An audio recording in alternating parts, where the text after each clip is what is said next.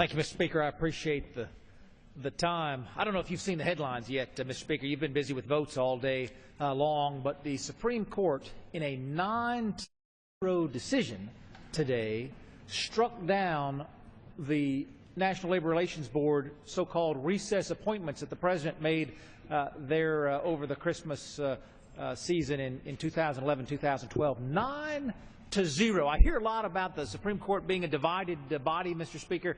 9-0, the Supreme Court said that the President of the United States had absolutely no constitutional authority to name members of the National Labor Relations Board without Senate approval.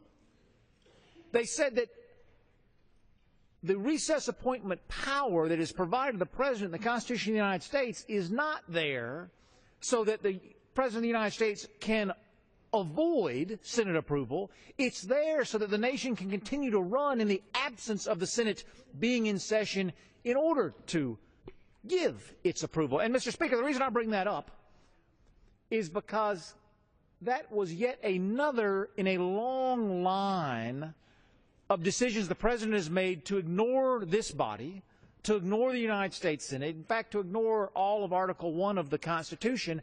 And that's not just a Republican from the state of Georgia saying that, Mr. Speaker.